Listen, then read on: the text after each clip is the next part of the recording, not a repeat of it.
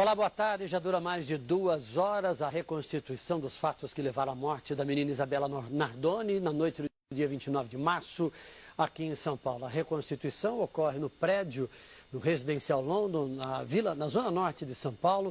Você tem as imagens ao vivo, as equipes da Rede Globo estão no local e acompanham todos os acontecimentos, desde o momento em que chegaram os peritos, chegaram os policiais, os homens do resgate, todas as pessoas que de alguma maneira participaram dos acontecimentos naquela noite.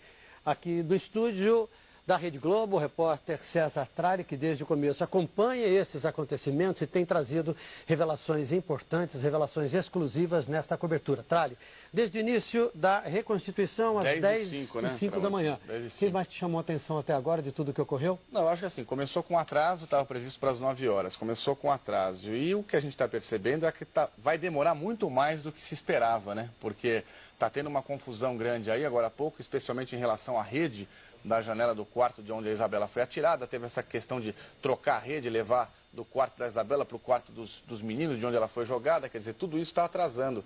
E é importante a gente dizer, Tramontina, que sequer as testemunhas ainda foram chamadas para o início da reconstituição com ela. São 5 testemunhas, olha, tem o casal do prédio ao lado, tem o porteiro do prédio da Isabela, o morador do primeiro andar, que é o seu Lúcio, e um outro vizinho do mesmo edifício London. Quer dizer, os peritos têm que pegar cada uma dessas testemunhas e reconstituir o que cada uma presenciou e viu nessa noite do crime. Quer dizer, então isso vai demorar muito. O promotor tinha dito que até 8 horas de reconstituição, quer dizer, vai até o fim da tarde, né? Pois é, já nós vamos contar para vocês tudo o que está acontecendo em detalhes. Vamos saber dos acontecimentos na frente do prédio. O repórter César Galvão também acompanha a reconstituição e traz as informações ao vivo. Ok, Tramontina. A reconstituição começou por volta das 10 horas da manhã, mas às 9 horas chegaram por aqui a delegada Renata Pontes, que comanda o inquérito, os peritos, o delegado Calixto Calil Filho e o promotor Francisco Sembranelli.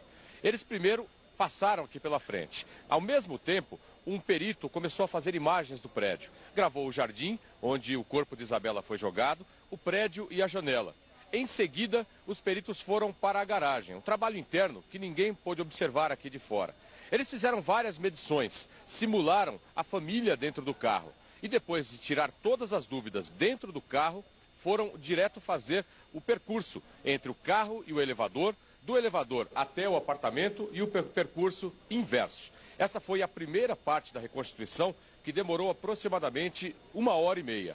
Ao mesmo tempo, um outro grupo de peritos foi até o apartamento preparar a segunda etapa dessa reconstituição. Eles mexeram nas telas, trocaram a tela do quarto de Isabela para o quarto dos irmãos dela e começaram a preparar essa fase. Segundo a assessoria de imprensa da Secretaria de Segurança Pública, 10 pessoas trabalham diretamente na reconstituição. São 4 peritos, 2 legistas, 2 desenhistas e 2 fotógrafos. Lá estão os delegados e o promotor, que apenas acompanham esse trabalho e não opinam, e também as 5 testemunhas.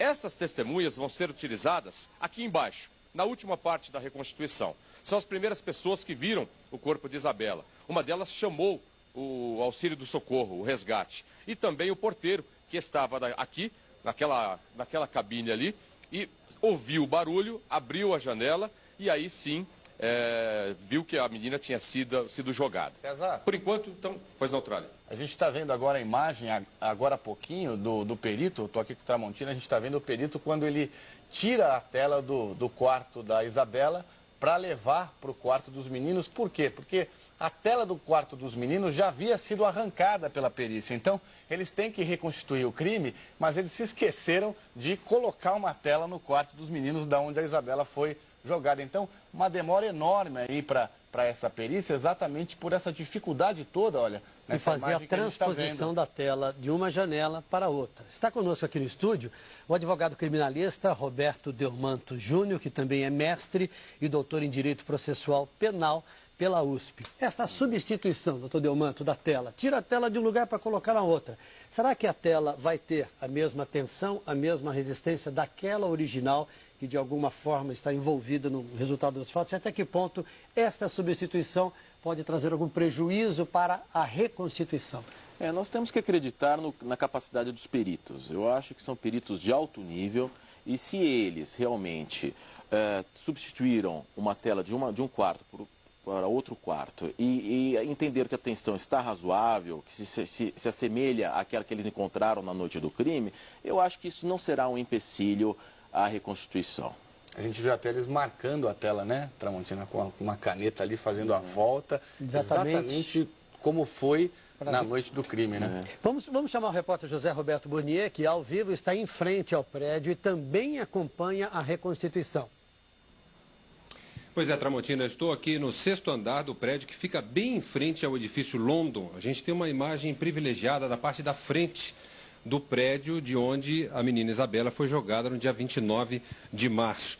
Você vai ver agora, o repórter cinematográfico Laércio Domingues vai fechar aí a imagem. Essa é a janela do quarto dos irmãos de Isabela. Veja que ela já está com a tela, como o Trali falou agora há pouco. Essa tela foi retirada da janela ao lado, que era exatamente o quarto onde ficava Isabela. Deu muito trabalho para retirar, sim, mais de meia hora. Você está vendo aí imagens do pessoal da perícia tirando a tela. Deu muito trabalho para retirar, porque são ganchos que são presos aí na parede de fora da janela. Eles tiveram que soltar os ganchos para não prejudicar, para não cortar a tela. Veja a dificuldade que eles tiveram. E depois, quando eles foram colocar a tela na janela do quarto dos irmãos de onde Isabela foi jogada, na verdade eles colocaram ela ao contrário, porque a tela ela é ligeiramente retangular. E eles colocaram ela invertida. Então eles colocaram a tela inteira, depois tiveram que tirar de novo. Eles, na verdade, não conseguiram completar aí a colocação, tiveram que tirar e colocaram de novo. Realmente atrasou a reconstituição. Agora há pouco a gente viu que as luzes dentro do apartamento são frequentemente acesas, apagadas, ou seja, veja, agora acendeu, apagou de novo. Eles estão fazendo certamente a reconstituição do que aconteceu dentro do prédio na noite do dia 29. A gente não consegue ver daqui porque os peritos fecharam a janela. Você vê aí, essa é a tela de proteção da sala de visitas. Parte da tela, inclusive, foi retirada pelo fotógrafo, pelo perito, para que ele pudesse fazer uma fotografia melhor ali no momento em que eles retiravam a tela de uma janela para outra. Dentro da sala e nesse corredor, certamente eles estão fazendo a reconstituição da sequência de fatos que, segundo os laudos dos peritos, terminaram na morte de Isabela. Trali e Tramontina. Burnier, tudo leva a crer, então, que eles vão cortar a tela e fazer a simulação de como a Isabela foi atirada, não é isso? Isso, inclusive agora há pouco, Trali, os peritos fizeram por dentro, a gente percebeu, veja aí, eles mediram, exatamente, eles mediram o tamanho do buraco que foi feito originalmente, já que eles têm todas essas medidas, a tela original foi levada para a perícia, e depois uma outra perita, daqui a pouquinho você vai ver, a perita vem com um lápis ou uma caneta especial, veja aí. Estamos mostrando aí. E ela começa a fazer as marcações do círculo que foi feito originalmente pelo assassino. Então, veja aí, ela vai fazer as marcações, e eles ainda não fizeram esse corte, porque certamente a reconstituição ainda não chegou aí.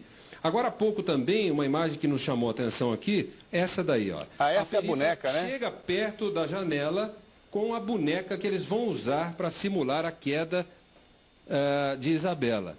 Essa imagem foi uma imagem que chamou a atenção da gente, foi a mesma boneca que certamente foi usada lá no carro, né? A gente já sabe que já fizeram uma boa parte, a primeira parte, aliás, da reconstituição na garagem, depois no elevador, depois no corredor, etc., usando a mesma boneca que, inclusive, está vestida com roupa semelhante à que Isabela usava no dia 29. Trali. Vamos saber da repórter Mariana Ferrão agora, Burnier, sobre o casal Alexandre Nardoni e Ana Carolina Jatobá. O casal não participa, não comparece à reconstituição. E vamos saber da Mariana Ferrão, que está em frente à residência dos Nardoni, se eles estão por lá.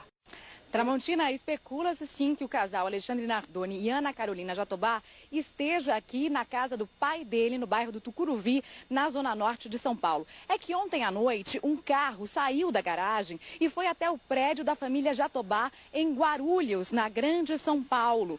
Esse mesmo carro retornou por volta da 1h da manhã. Quem dirigia era um rapaz. E atrás foi possível identificar um homem mais velho e Cristiane, irmã de Alexandre. 2 camisas penduradas em cabides encobriam um dos vidros traseiros, possivelmente aí escondendo o casal. É uma especulação, portanto, que o pai e a madrasta de Isabela tenham saído de Guarulhos e vindo para cá. Neste momento, a situação é bem tranquila. Apenas alguns moradores passeiam pela rua neste domingo ensolarado. 2 seguranças da família Nardoni estão no portão. E agora há pouco, a irmã de Alexandre Tramontina desceu as escadas, pegou uma Bíblia que estava com os seguranças, que tinha sido trazida por uma das moradoras, e depois saiu com um carro também com um rapaz dirigindo. Tramontina. Vamos agora para a cidade de Guarulhos com a repórter Patrícia Taufer, trazendo informações ao vivo diante do local onde mora a família Jatobá. Pois é, Tramontina, as informações são meio controversas. A informação que a gente obteve aqui da própria Polícia Militar, que esteve durante a manhã aqui para garantir a segurança, talvez, de Alexandre Nardoni e Ana Carolina Jatobá, se eles saíssem daqui e fossem acompanhar a reconstituição. Então, esse policial militar esteve no prédio, conversou com o pai de Ana Carolina e ele disse sim que o casal estaria aqui no prédio. Mas eles não apareceram. O casal não é visto desde a madrugada de sábado retrasado. Eles foram vistos pela última vez quando eles entraram aqui, depois de terem prestado depoimento no 9º distrito. A movimentação aqui é tranquila, tem sim jornalistas. E hoje pela manhã, por volta de 8h30 da manhã, cerca de 30 policiais da Força Tática da PM aqui de Guarulhos chegaram até a frente do prédio e ficaram de prontidão. Isso porque havia, de fato, informação de que Alexandre Nardoni e Ana Carolina saíssem daqui de Guarulhos e fossem acompanhar a reconstituição na rua Santa Leocádia, no edifício London, na zona norte de São Paulo. Cerca de 10 horas da manhã, esses policiais começaram a se dispersar, foram liberados pelo comando. É que o pai de Ana Carolina Jatobá confirmou para a polícia que a filha e Alexandre Nardoni não iriam participar da reconstituição. Patrícia, a gente vai falar aqui com o doutor Alexandre Jatobá. Ele disse que o casal pretende permanecer no apartamento seguindo as orientações dos advogados. Então, eles não vão sair para participar da reconstituição? Eles não devem ir. Entretanto, eu disse para que, caso houvesse uma mudança de planos por parte dos advogados, por parte da família, que nos avisasse com antecedência para a gente poder preparar, posicionar os policiais aqui e facilitar a saída e preservando a ordem pública. Bom, houve toda essa expectativa aí sobre a presença do casal aí no edifício London, que você vê ao vivo nessas imagens aqui da Globo. Doutor Delmanto, que está com a gente aqui no estúdio, o casal não tem obrigação de participar, não é isso, doutor? Fica bem claro que não é que eles não foram porque eles afrontaram aí uma ordem da polícia. Eles têm o direito de não ir. Eles têm o pleno direito de não ir e, aliás, eu acho que foi salutar, porque eu tenho 2 preocupações com essa reconstituição. A primeira delas está sendo feita de dia. Se ela fosse feita à noite, nós talvez teríamos uma melhor condição para saber se uma testemunha poderia ter visto a pessoa que cortou a tela, se a testemunha poderia ter visto, se essa janela estaria com as luzes acesas, com as luzes apagadas, e a questão do barulho também, dos berros de uma criança chamando pelo pai. E a segunda preocupação, que aí do casal não estar presente, é que nós vamos ter uma cena muito forte dessa boneca sendo jogada pela janela. Sim. E isso terá um impacto no futuro tribunal do júri fantástico. E me preocupa isso em termos de comoção social, porque se esse casal está presente lá e a perícia joga esta boneca pela janela e isso é filmado, veiculado na mídia, nós poderíamos ter um clima aqui de linchamento maior do que aquele que nós tivemos no interrogatório policial desses acusados. Doutor Delmanto, muito obrigado por estas informações. Nós continuamos aqui no estúdio acompanhando os acontecimentos. As nossas equipes estão acompanhando no local a reconstituição da morte de Isabela Nardoni. Você em casa continua com a programação normal da Rede Globo e nós voltaremos logo mais com outras informações.